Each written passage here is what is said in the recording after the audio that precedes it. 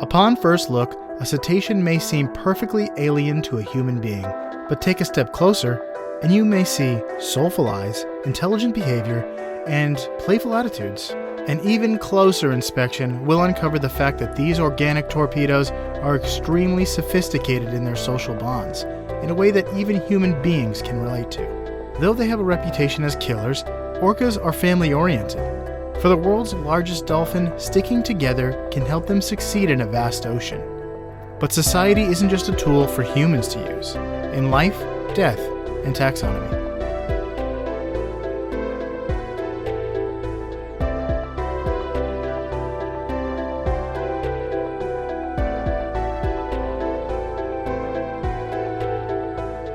Welcome back to Life, Death, and Taxonomy. It's your 30 minutes of interesting animal information. I'm Joe. And I'm Carlos. Thank you to Cassie for the creation of our theme song. To hear more of Cassie's music, look up Cassie Michelle on YouTube. And today we're talking about a seriously amazing cetacean sensation. But more on that later. You remember when the last time we did No, that wasn't the last time, but when we did the humpback whale, I called it the amazing singing cetacean. That's true. It do that. So do these guys. Yeah, it's just not as loud, I guess. Humpback whales are really loud, but we're not talking about the humpback whale. We're talking about the killer whale, which goes on the list, long and ever expanding list of animals that are misnamed. Actually, it is a killer. It is a killer. It is not, but it's not a whale. Oh, very true. Yes. Yes, but it is definitely a killer, being a carnivore, but it is not a whale. It is a porpoise, which we'll find out. It's a dolphin. It's the biggest dolphin. It's the most dolphin. So based on old writings about orcas, they were known by shipsmen and sailors to be the enemy of all whale kind. So they were thought to be killers of whales. Okay, I'll give them that. They think that it might have started as killer of whales.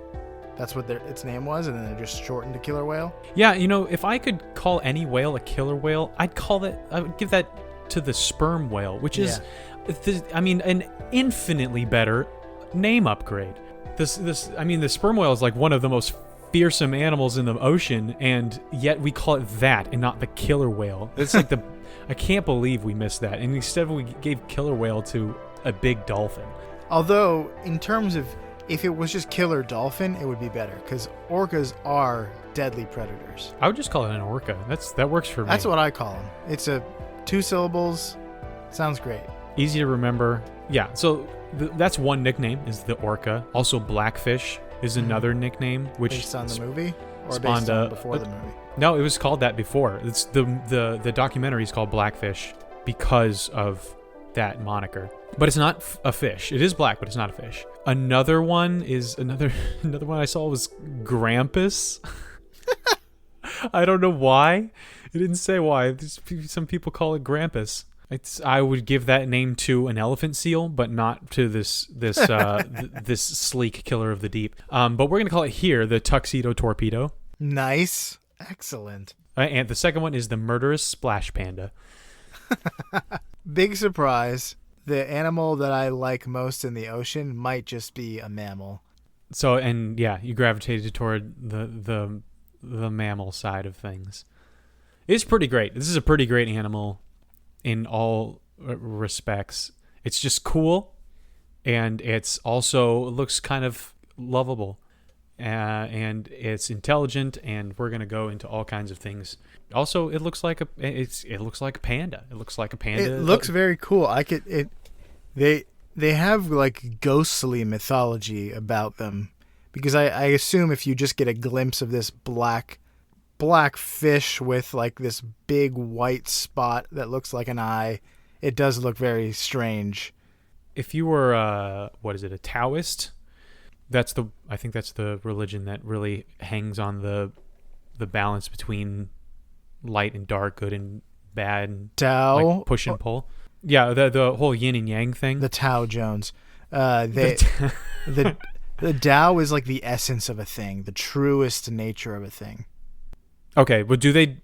Is that the Maybe it is. philosophy that subscribes to the whole like there are basically like dualism? There are two forces in the world that are not necessarily good and evil, but there's push and pull, and they're necessary for balance. It's like a philosophy of like there's the highest truth of something, and then there's less like not quite as true.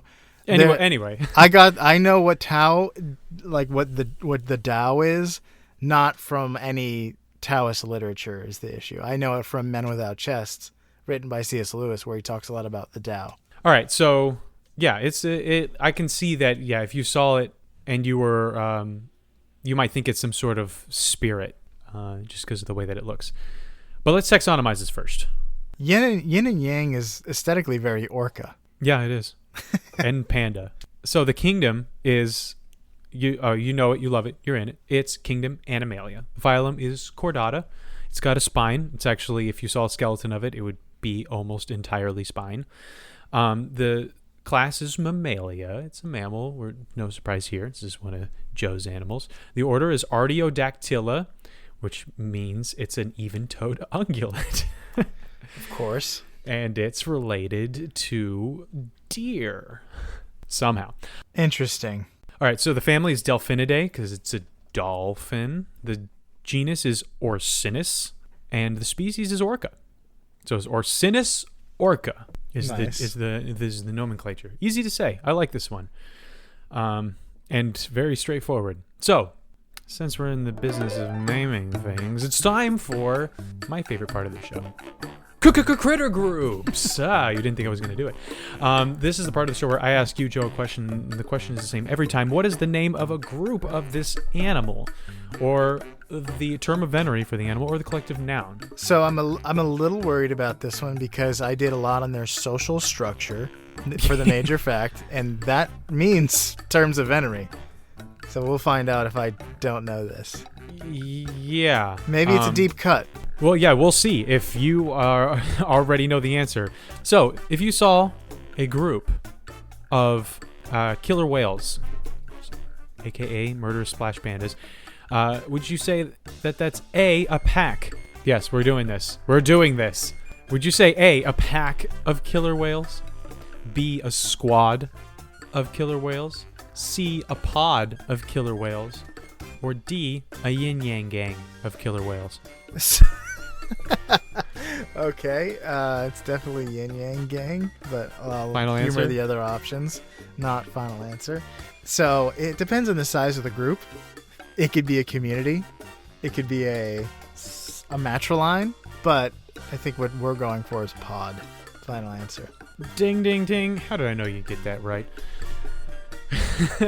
It gets a little bit tough when there aren't really a lot of terms of venery for different ones. Yeah, whales and dolphins they're all in pods. If I wasn't doing this particular major fact, you could have gone like actually a huge. There's also clans, like a collection of pods is a clan, and a collection of clans is a community.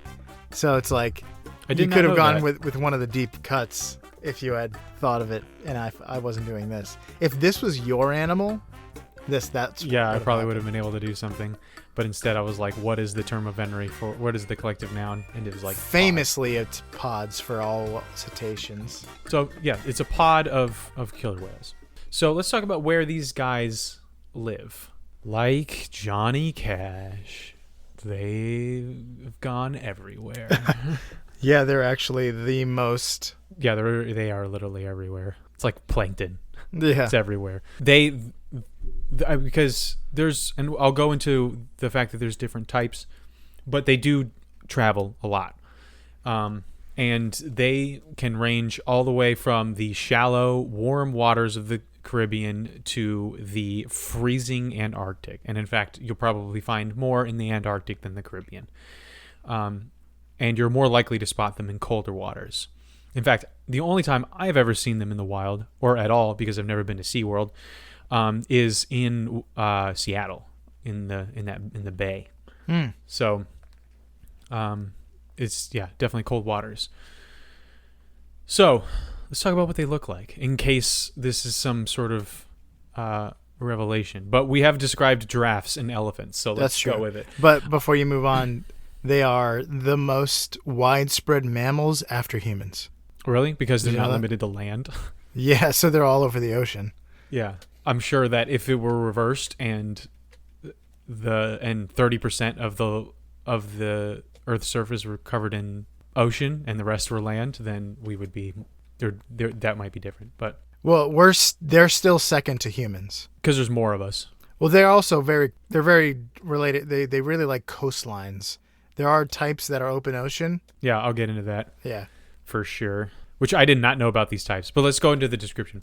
All right, so like we said, they're not whales; they're porpoises, big giant dolphins, and they have torpedo-shaped bodies with black backs and white bellies. Though they do find all white ones occasionally. They're not albinos. They just have a genetic mutation that makes them all white, kind of like a white tiger or a white lion or a black panther. Yeah, it's not.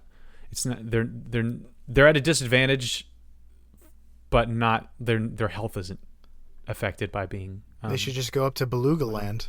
Yeah, just hang out with Beluga Land. That sounds fun. I would love to go to Beluga Land. So they have tall triangular, not belugas. Killer whales have tall triangular dorsal fins that stick straight up into the air like a shark's fin, and they have relatively short pectoral fins compared to most whales. Like 5 feet tall. Yeah, they're huge. Like you could stand up and just kind of lean against it if you were standing on their back.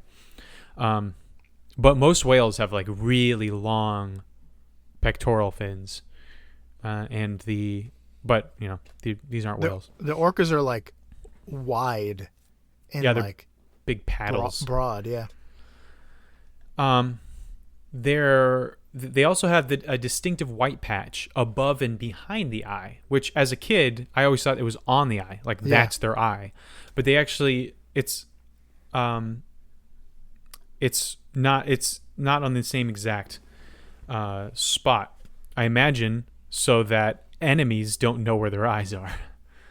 It's kind of like the way a butterfly will have eyes on its wings to make it seem like they have a big face and they're dangerous. So I imagine the eye is a very sensitive part of the killer whale's body. So by tricking things into by tricking the location of the eye, I bet you that helps. Total conjecture here because I didn't see anything on it. It might also have to do with sunlight. I don't know. Kind of like baseball players put this stuff on it. I don't know. I'm less inclined for that because you would think it'd be the opposite. Yeah. So that the sunlight could be absorbed by the dark spot near the eye instead of reflected. So killer whales' mouths are lined with rows of sharp teeth that fit together like an enamel-coated death puzzle when closed. So where other animals like sharks and stuff, it's kind of just like madness. It's madness trying to close their mouths. And for us, like our front, we usually have most humans have a slight overbite. Some people have an underbite, but most of the time when you close your mouth, your front teeth, your top teeth will be over in front of your back teeth. But not with a killer whale. They're all fit perfectly together. Which is it's a deadly tool. And like all cetaceans, killer whales have a blowhole in the tops of their heads so that they can breathe without having to stick their whole heads out of the water. They can just kind of stick their back out and breathe. And there are actually 3 different categories of killer whales. I didn't know that. I thought it was all just like one species. I mean, it is all the same species, but like I thought they were all just the same. They just traveled around. But there are 3 different types. The first is resident killer whales. These visit the same places every year. They do travel, but they have a very predictable path. They're the ones that are usually closest to shore and the ones that people spot the most. So when I saw killer whales in Seattle, I most likely saw residents, and they're the ones that people name, and they're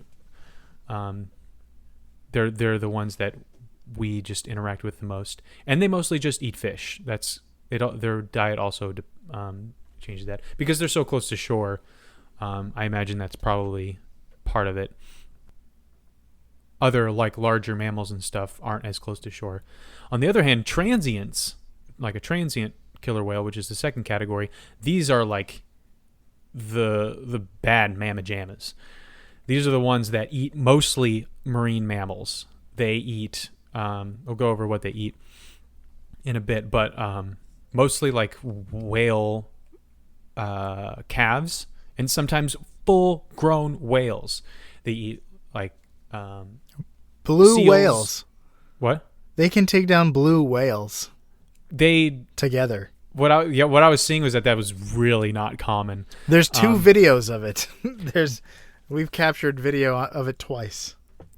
But like they're more likely to go after humpbacks or right whales or things like that.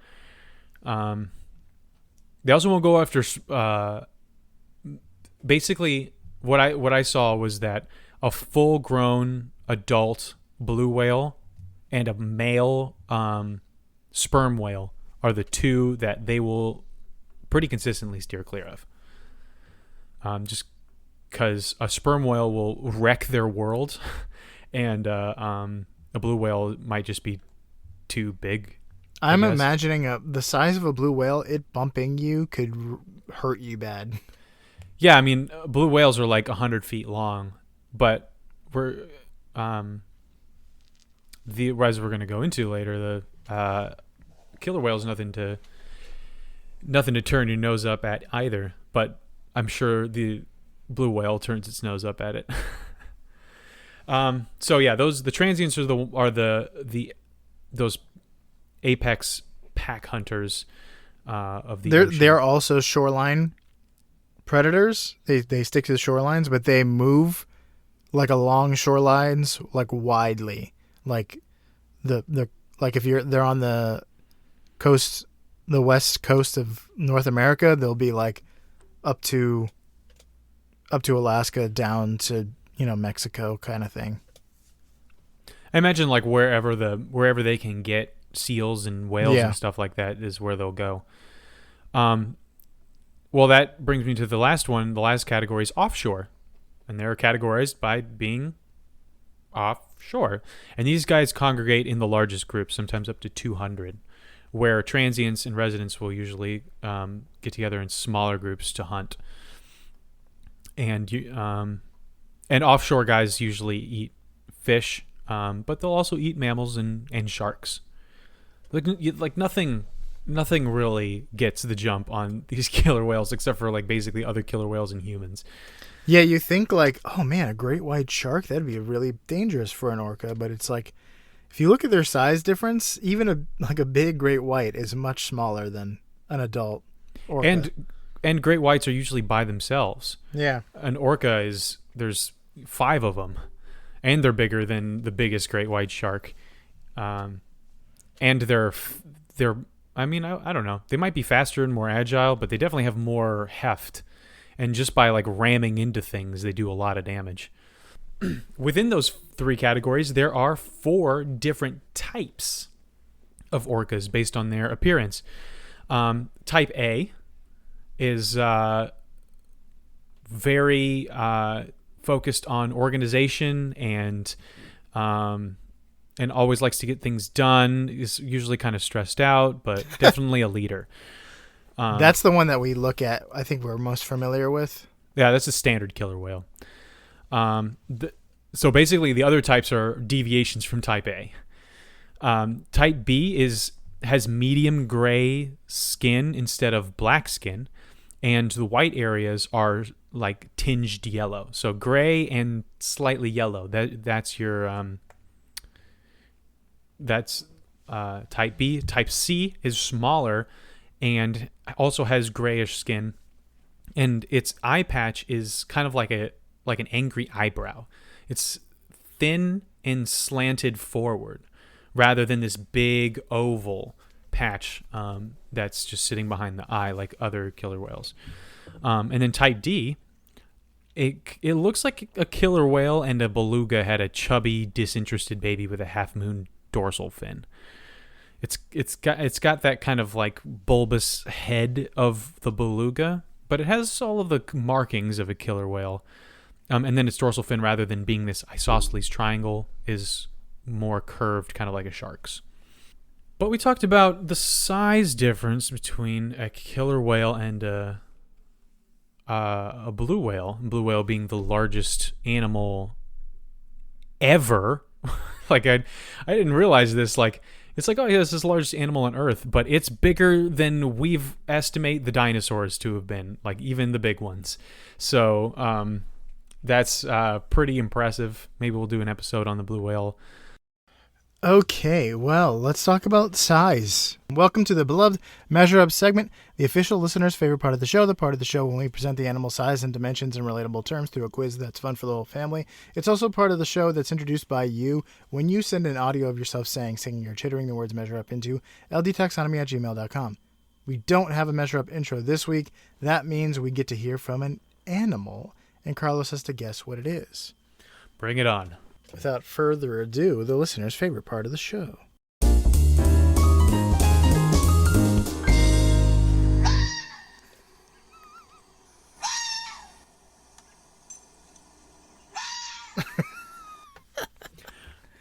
I assume I'm guessing the screeching banshee. Is it A, red fox, B, a red squirrel, C, a red panda, or D, a red-capped cardinal? Well, I'm going to rule out red squirrel. Red squirrels can make pretty crazy squawking sounds. I don't think that would be really surprising if that was the answer. It would also be surprising if it was a fox. So red panda, and red cardinal. Well, you actually gave me some clues with the dog. Somebody's just walking their dog. But I've seen cardinals. They live here. And I've never heard that before. Well, this is not your typical cardinal. It's a red-capped cardinal. It looks like it's like a grayish black on the bottom, and then it has like a red, looks almost like a red hat. All right, I'm going to go with the cardinal final answer. Final answer. That is incorrect. What? That's a red fox. That's what the fox says? That's what the fox says. It sounds like an ostrich made that sound. He screamed. So, let's talk length. Males are larger than females and can be 6 to 8 meters or 20 to 26 feet long. Females can be up to 7 meters or 23 feet. Let's go with 26 feet. How many orcas go into Alaska's tallest mountain? Do you know what that is? Is it McKinley? Is that Mount McKinley? Is that it formerly called Mount McKinley, currently called Denali. Oh, yeah. The tallest mountain in Alaska is also the tallest mountain in North America, Denali, formerly Mount McKinley. In 2011, it was officially 10 feet shorter than its original elevation, not because it's getting smaller, but because of faulty measurements in the 1950s. That was your hint, by the way. That it's 10 feet shorter? So I'll take whatever guess I have and knock 10 feet off of it, and we'll be good. The thing is, the only mountain's height that I have a ballpark estimate of is Everest, which is about 36,000 feet, if I remember. And that's it. So, and that's the tallest one. So then I just kind of go based on that. Well, that's a good reference point. I'll say 22,000 feet. Okay. So my answer, 850 killer whales stacked end to end, tail to nose, would go from the base of Mount McKinley to the top. The correct answer is 781 orcas. I was close. Pretty close. The mountain is 20,000 feet, 20,310. Oh, well, yeah, I was only 2,000 feet off. Which is a lot for the killer whale. Okay, let's talk weight. Males can reach 5.6 tons with an extra N and an ES, or 6.6 tons, also known as short tons, which is the U.S. ton. So let's go with that. 6.6 tons. How many of the smallest dolphin species go into the weight of an orca? The smallest dolphin into the biggest dolphin. Here's a hint. The smallest dolphin is the Hector's dolphin, and they're native to South Island in New Zealand. I imagine the smallest dolphin ever weighs 50 pounds. Yes, we're going to go with 50 pounds, like a medium-sized child. All right, so 13,200 divided by 50 equals 264. That's my answer. 264. Dolphins. Yes, so Hector's dolphins. The correct answer is 100. Exactly 100 Hector's dolphins. Okay, wow, they're bigger than I thought. 50 pounds is a small dolphin. They weigh up to... We're going... maybe like a small female would be like that, but they weigh up to 132 pounds. So there's a world where you were correct. There is a Marvel Cinematic Universe where I was correct. I always go with the upper end of average when I'm doing animal size because they can range so much. Yeah, and plus it's more interesting to talk about the extremes. Yeah, it would have been the most interesting if I had done the biggest orca with the smallest Hectors, but did not do that. Seemed not fair. Not fair for the Hector. Let's talk... I'm done. I'm ready. Do you have any fast facts before we get into the major fact? Okay, yes. Okay, so we talked about their diet. They basically eat anything that isn't a plant. They're apex predators and hunt in packs, take down everything that they see, basically. Anything that can come into their mighty jaws, from fish and cephalopods to entire whales. And including, like we said, fully grown humpback and right whales, and apparently the occasional fully grown blue whale, but they'll usually steer clear. They live up to 80 years, but females can only breed until they're 40. So that makes them some of the few animals in the world that go through menopause. Can you name any other ones besides me? Well, I don't, but my species does. No, can you? Yeah, all the rest are cetaceans. Okay. Isn't that crazy? Humans and then cetaceans go through menopause. Yeah, it's weird. All other animals they don't live past their ability to breed. So, however long that is, that could be 100 years, like a tortoise, or that can be 10 minutes for a fly. So. But it is interesting that they're only fertile for half of their lifespans, and then they can spend the rest of it going through menopause. Also, up to 50% of all newborn calves die before they reach 7 months old. This is sometimes because adult males will kill calves of females so that they can mate with the females, since a female won't mate while they have a calf that they're taking care of. This is not uncommon for predatory carnivores to, especially like we were talking about with lions. They'll go in and just kill all the cubs so that they can mate with all the females. It's horrific, but it's life, death, and taxonomy, you know? But that's all I got. Here's the major fact. I'm calling it the social sea king. We're talking about king of the ocean. I'm saying it's the orca. You know? Because they're widespread and they're deadly predators. I'd say too. So orcas are extremely intelligent, even for cetaceans, and they exhibit many qualities that might be familiar to us as humans. First of all, they have a complex social structure that helps them better coordinate the group when taking on tasks like hunting, whether it be like a school of fish or a huge whale.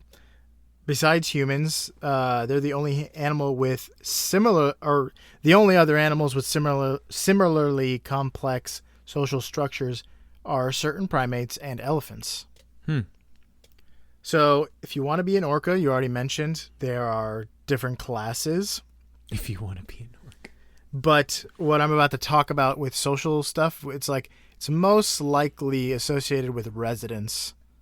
Like you mentioned, the residents are the ones we know the most about because we know where to find them because they frequent the same spots. But so it seems that's the one that we know the most about. Each of those types are genetically different, and they will avoid each other even if they live in the same area. So residents and transients don't hang out. I wonder where the line between like subspecies and types and breeds and categories and races come into play, where that line is crossed into like entirely different species. If they don't interbreed, I'd say that they're different species, but I'm not. But they might not interbreed by choice, but they could if they wanted to. So orca groups, contrary to what we used to think, are matriarchal. So we used to think that, the big boys, they're the leaders of the groups because males are bigger. But in reality, females are leaders of the group, and that could be the fact that they have almost double the lifespan of males. Males live 25 years, while females can live up to 50, and certain individuals can live up to like 90 years, and certain like males can live to like 60, but 25 to 50 is the normal range, and that's a big difference. Family groups are based on female lineage or matrilines and are dominated by the oldest female in the group. She may preside over 4 generations during her lifetime.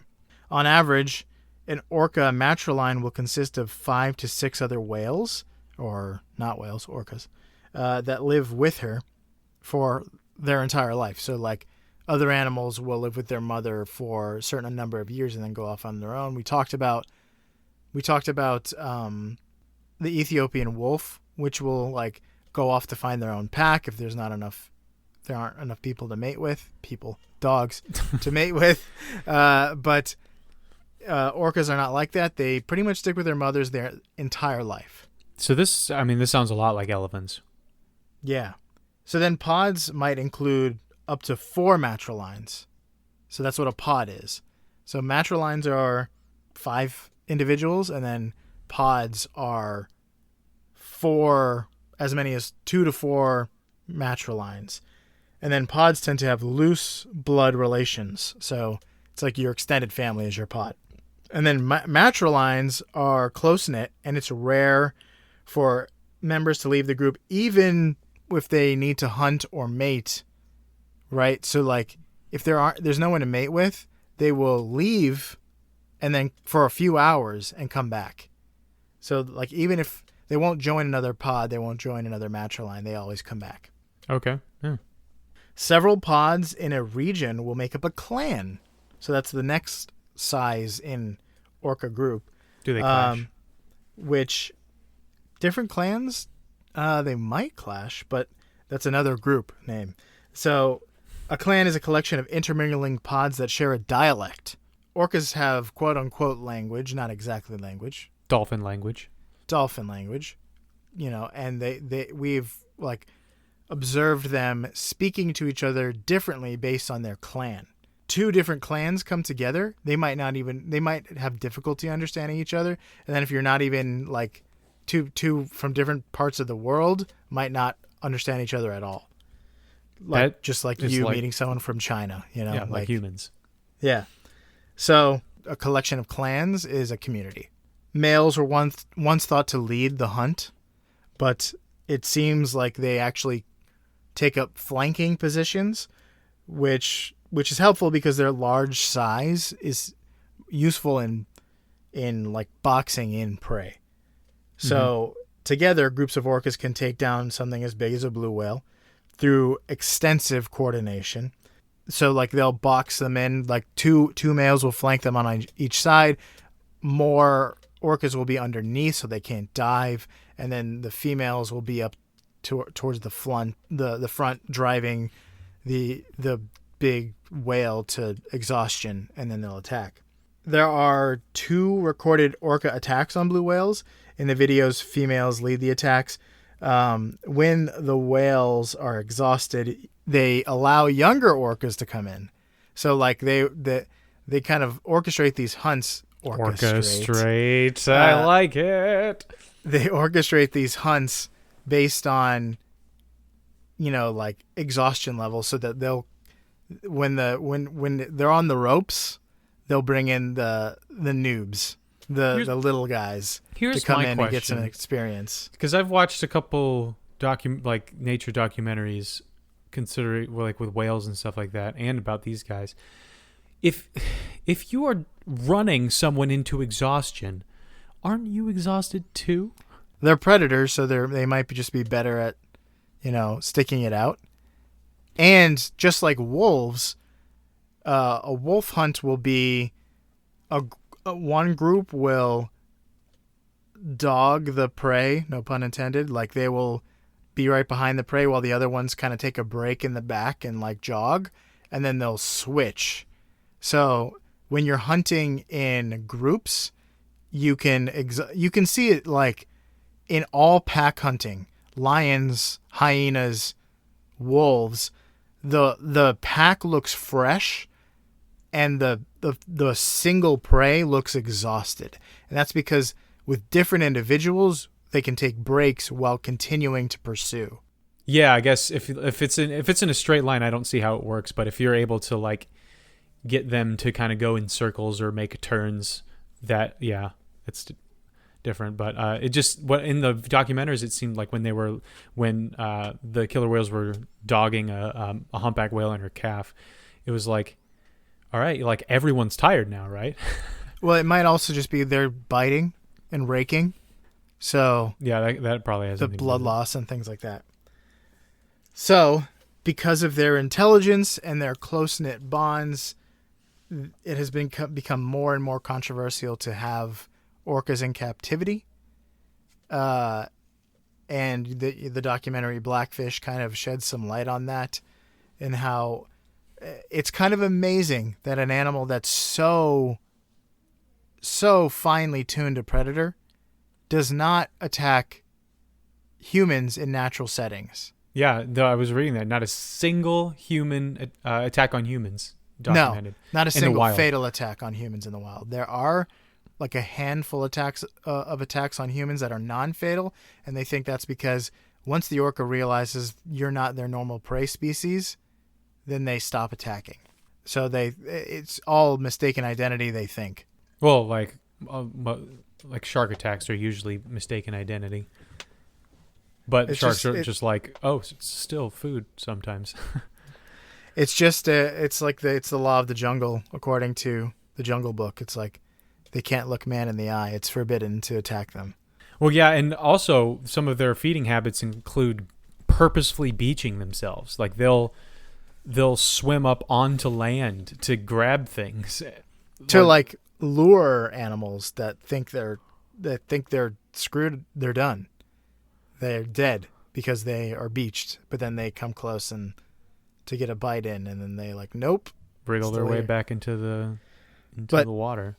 But so like, because there have been multiple deaths in captivity of attacks on fatal attacks on humans, they think that like, because they're so smart and they're so socially bonded with each other, that they develop psychological issues in captivity that make them snap, and so like in the case of Tilikum, who was the featured orca in the movie Blackfish, he's killed 3 people, and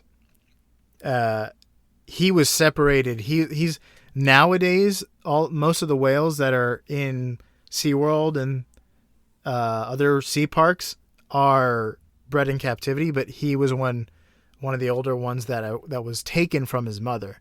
So in a natural environment, he would be with his mother for his entire life, because he'll live to be 25 years old. His mother will live longer than that. So he'll be with his mom his whole life. So you take that away, and then it's just like he's going to develop problems, especially since he was actually bullied by 2 female orcas.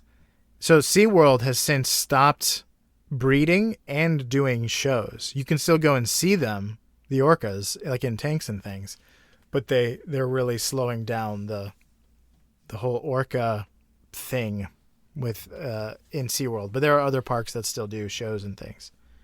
But I think nobody gets in the water with orcas anymore. That's probably smart. All right, got anything else? That's all I got. All right, so that was the orca, killer whale, the splash panda. So for you out there in Podcastia, put on your tux, have some class, and then live a very porpoise-driven life, like the orca here in Life, Death, and Taxonomy.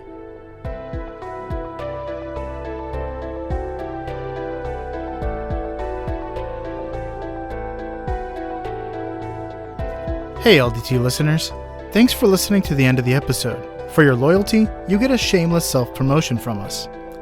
If you haven't already, leaving a review on your favorite podcast app can really help us grow.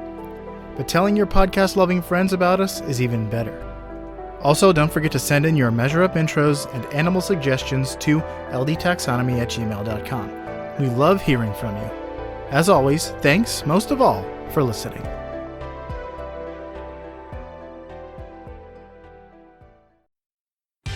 Life, Death, and Taxonomy is my favorite in the world podcast. That was the orca, one of our animal superstars. I feel like we should start that, where like we do a lot of obscure animals that no one's ever heard of, and then we do like the elephant or something like that. We should do that, superstars. and then then people would expect the really long episodes. Yeah, then we don't have to cut it so much out of this one. But the last episode was like 22 minutes long. The damselfly, yeah. Yeah, so you get a little extra episode this week. Okay, good.